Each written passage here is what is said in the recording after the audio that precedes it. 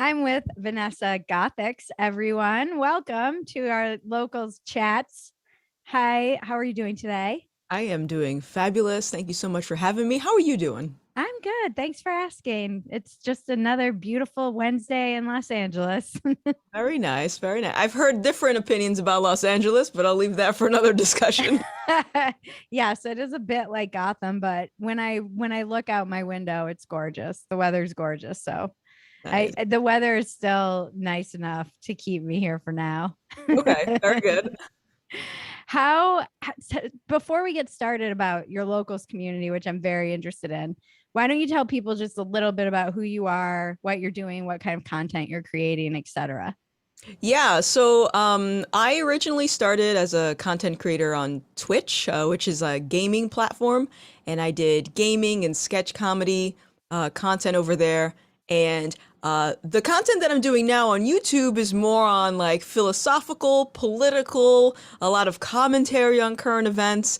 And that was completely on accident because I had too many opinions that the I guess progressive nature of Twitch didn't appreciate. So I Mm. was kind of pushed out of that community.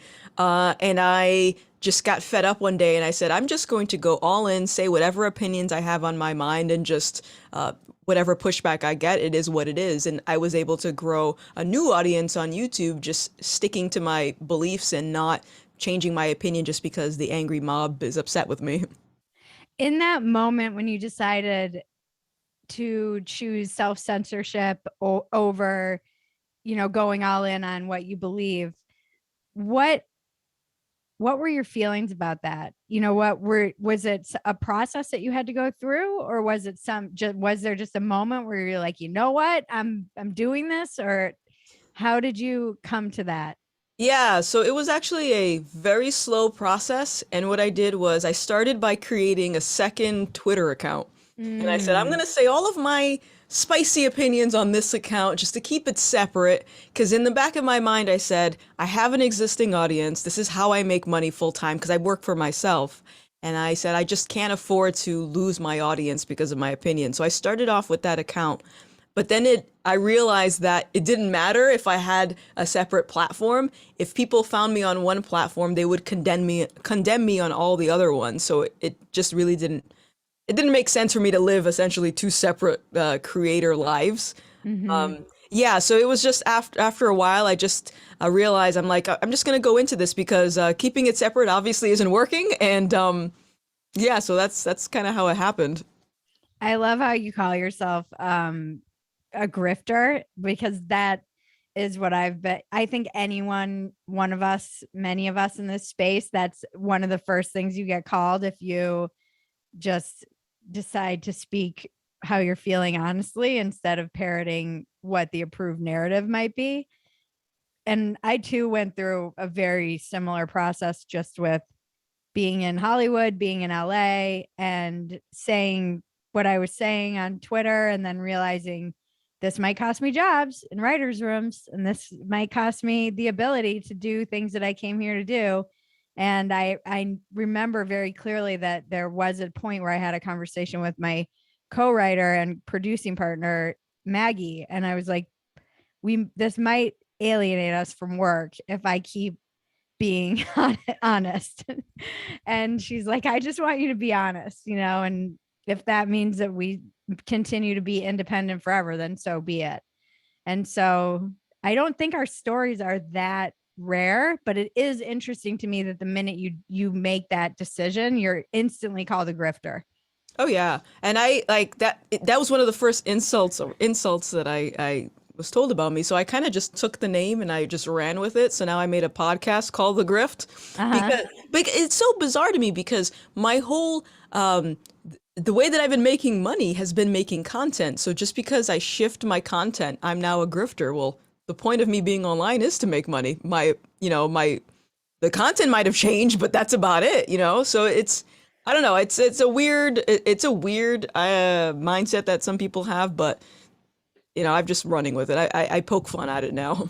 I know, and I think a grifter is somebody who's pulling one over on someone, which is why I find it such an interesting insult to hurl at some, like, if I had been a true grifter, I would have continued spewing a bunch of BS that I didn't believe to make a lot of money in an industry, not decided to say things that I knew might be popularly not popular. Yeah, that's exactly it. Like if I had stayed on Twitch and pretended to have the same beliefs as them just for the sake of keeping my audience, And then by money. definition I would have, and money, I would have been a grifter. Yeah, that's actually what a grifter is, not taking a risk and being honest and being willing to alienate your audience and all of your money and income stream. And this is what's fascinating about the space. How did you end up on locals? So initially, I found locals just by chance, and back then I had a different podcast that I was starting with my boyfriend and another friend, and we created a community, and it didn't really work out because we didn't really have an audience, so we just Right. started a community without an audience. But then someone from locals reached out to me and they said, "Why don't you give it a shot just using your community?" And my community at that point was kind of discombobulated because I was Right. going through that transition of I don't even know who my audience is anymore. Yeah. Uh, It's like, um, I don't even know who I am. yeah, exactly. So it was that was how it started. I got reeled in by someone that was on locals that saw that I had tried to build something because I heard stuff about other platforms like I don't know if I can name names about other platforms that you Right. go on to give extra content, but I heard that there was a lot of censorship among these platforms as well. Like they would just drop your account if they got enough emails from the mob or something, and Mhm. that's not sustainable from a content creator's perspective. So that's ultimately why I'm here now. And what is your community like? What kind of content do you put behind your paywall that's just for your subscribers versus what you're putting out for the public? And well, I have follow-up questions, but we'll start there. Okay. Yeah. So right now, the content that I have been putting up so far has been more so stuff relating to my personal life. I think one of the first videos I put on there was my mom and I going to the gun range together for the first time. Oh, fun. Yeah, so just like little things like that, it's really weird because I want to show more of my personal life, but at the same time, while this has been going on with this transition of my content creating, I've also my personal life has been affected in the sense that even my in real life friends have shifted because of Right. political division. So I post when I can, and I try to give people more of an insight into me because also I think it's easy to put me in this box of just me being this angry person that always talks about politics on YouTube. So I try to show a little bit of a softer side to me. But yeah, that's primarily what I do. And as far as like the stuff that I post that are publicly, I rant a lot. I like making blogs about things that are going on, just getting my thoughts out on paper. And then I'll make a blog on locals and I'll share it on social media, but I won't actually post it on social media like the other platforms because I don't want to get banned. Right. And what is your community like? My community, it's very diverse. Um, Contrary to belief, that a lot of people who don't maybe necessarily see eye to eye on me, I have a lot of diverse people that not all of them are from the same political aisle, but they are people that respect free speech and free thought, that are willing to engage in conversation even if they disagree. And that's what I really love about the community that I'm building. It's I'm not catering to one idea. I just want to encourage people to be able to talk again because I think conversation is dying, to be honest. Yeah, it's interesting. In my community recently, I was like, oh, I had no idea there were so many anarchists in here, but cool. Yeah. I'm always surprised to find, I think in this, what I've been calling like this politically homeless sensibility, there are so many people who have been disillusioned by the establishment and the system for many reasons. And there's been some talk of that being red pilled. But what's surprising to me is how many people from like Bernie bros were so disillusioned when, for instance, the DNC kind of rigged the the nomination to go to Hillary. And so these there's people from the left and the right who are feeling this same kind of disillusionment about big tech and censorship and free speech. And that's really where it gets interesting, I think, in communities like mine, for sure. It sounds like yours as well, where you have the meeting of all of these streams of people who might come from different places, but ultimately there are these core values that people are trying to I do see people rallying around free speech being one.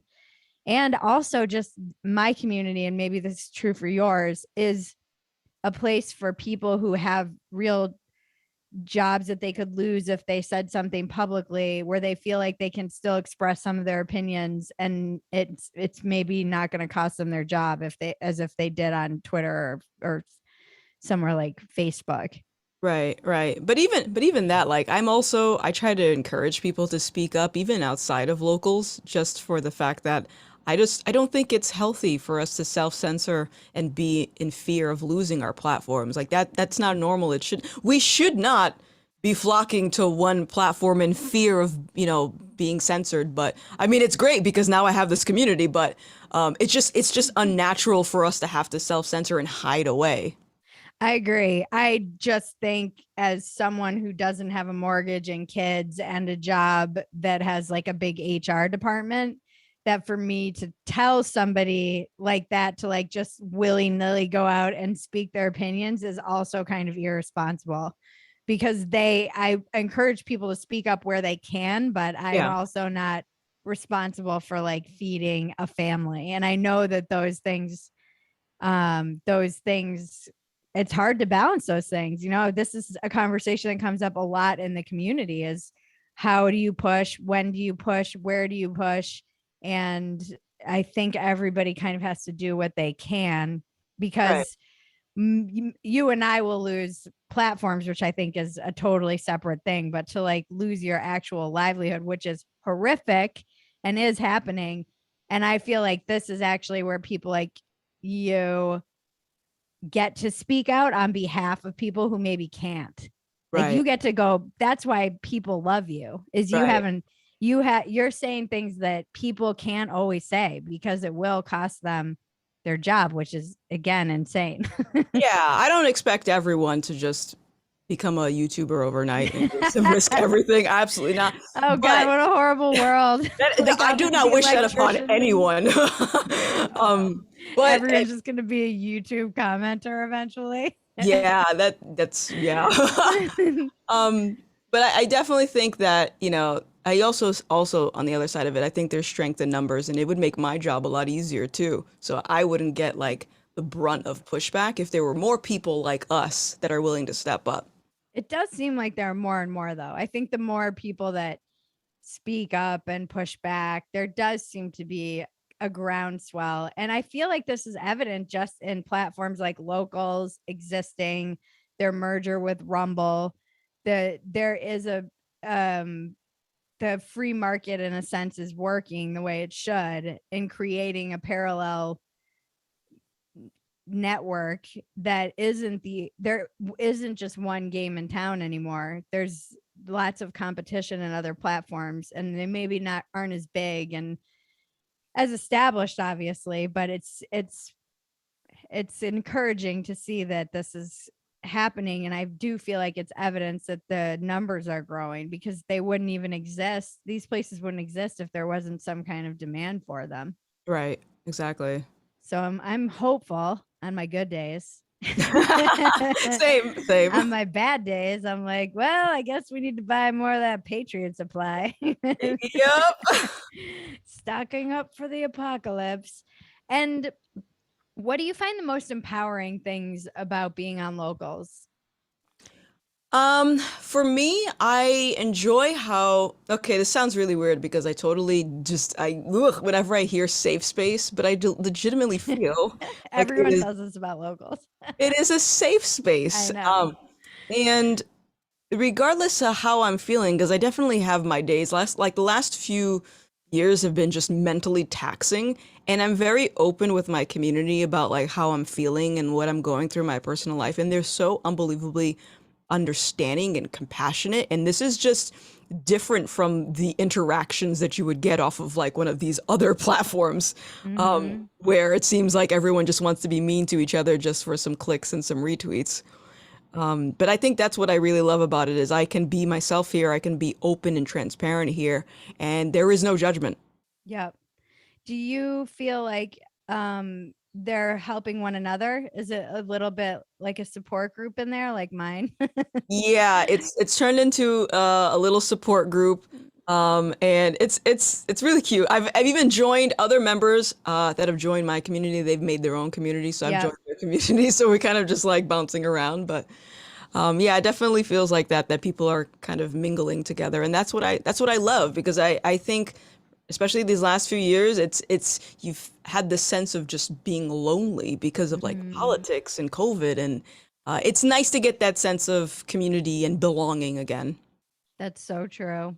I Yeah, love that. Yeah, it really has been a little, we always call it like the little oasis where we can retreat and kind of fill up. And where we've talked about this with some other creators as well, just how locals doesn't incentivize the things that other platforms do.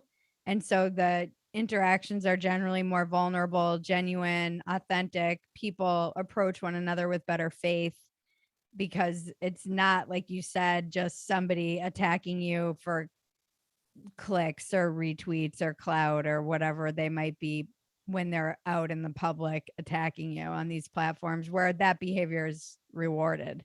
right. Yeah. And how much does your community inspire your content? Um, I'm not sure how much it does because the way that I go about making content is I usually wait until I'm really pissed off about something and then I'll make content on it because I feel like that's going to be the most uh, upfront about my opinions on a specific thing. But what I try to do in my community whenever I'm posting is I try my best not to always post about doom and gloom stuff because the content that I do is mostly doom and gloom. So I'm trying to counter it because I think it's very easy to just always be in this cycle of always consuming just the negative news all the time, like all the Yeah. current events. And I don't even want to consume that on a daily. Yeah. It's not healthy. Yeah, no. No, it's definitely, there's a lot, there's a really a larger conversation to be had about the importance of your media diet. Hmm. It's almost as important as your actual diet, just what you're putting in your brain all day and consuming. And I definitely notice that, the days that I wake up and meditate and take that time and go into my community, and we have writers prompts, and I really try to make the focus about what we're for instead of what we're against, because I think it's really easy to fall into that negative spiral of just be your identity becomes like reacting to things. And versus when I wake up and go on Twitter and it's like Don't do pull that. my pull my sword out and I'm like, I'm here for the day Mm-mm. in the culture wars. And Mm. then yeah, it definitely affects my attitude, my feelings of optimism versus nihilism or pessimism. And that is something nice about the community that I feel keeps me very grounded. It's grounded. I mean, Yeah. it feels grounding for me, my community. Yeah. And are there other aspects of the business? Like for me, I found something really empowering is the fact that, I can connect my Stripe account and I own my data. And if I wanted to just disconnect and go, they're like, okay, bye. That they're very free about that, where other platforms seem to have a lot more of a chokehold over your data, your subscribers, your cash flow, being able to Yeah. get paid in real time. Yeah, I have to agree with the data aspect because before I was on Locals, I was doing this like, add your email to sign up for my newsletter and stuff like that. But then I was also thinking about like just a way to streamline everything because because I also have like I have another community on another platform, but they don't give you the information of your members. So if you Right. ever wanted to leave, you don't have a way of carrying them over somewhere else or trying to connect with them and let them know, hey, we're gonna do something. You know what I mean? Like there's Yeah. no follow up with it. So I like that I have that ability to have all that information. It doesn't feel like there's a disconnect. Um, so yeah, I would say the data is a big one for me. Yeah, and it's also it's you can say with confidence, I'm not going to sell this to somebody. Right, And if somebody else has that information of your audience, you're pretty much at their mercy as to what they do with that information. Even right. if it's a principle that you're against, they'll be like, too bad. Too This is bad. ours. Yep, yep. So I like being able to confidently tell my audience, I'm not going to sell your emails for cash. Right, right. That's the real grift, the Yep. biggest grift of all. And are you still on Twitch and stuff too? I occasionally, yes, I have started going back on there. I also promote locals on there, and I also make an emphasis to make it known that I have locals when I'm on Twitch because I don't think a lot of those platforms, I think they perceive like the locals as being something that's specific to one particular political leaning, Yeah, which I agree. it shouldn't be like that. Um, so yeah, I'm back on there. I play games like twice a week on there. Okay. Because I also don't want to abandon it. Because like I said, it's so one-sided ideology-wise that I want to sort of shake things up on the platform. Yeah, and I think now that you have that's the beauty of having a secure revenue stream that isn't dependent on you're not at the mercy of the mob or the ideas of whatever the platform might be. Right. I mean, we were joking on our dumpster fire last week. I'm like, YouTube being on YouTube is like being in an abusive relationship. You're like, when's the alcoholic gonna come home and kick me out of the house? Any minute Yep. now. Yep. It's not good for you. It's not. And being on Rumble has liberated me from that. Like that fear is just gone because I'm like, well, it might not be as big, but I can still, I've always kind of maintained like I'm just happy to be here because it is their platform, whatever.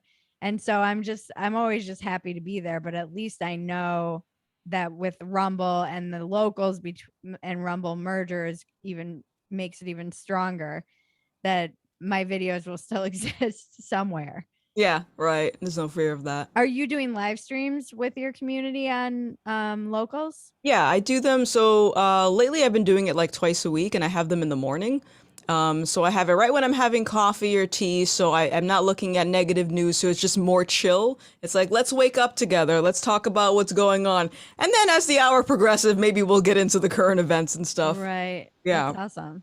Yeah. Cool. Well, where can everybody find you online on your social and what is your locals community? Yeah. You can find my locals community at gothix.locals.com. And if you want to find me on YouTube, Twitter, Instagram, it's at Gothix TV. Awesome. Well, keep fighting the fight. We need you out there. Thank you. You too. Thank you.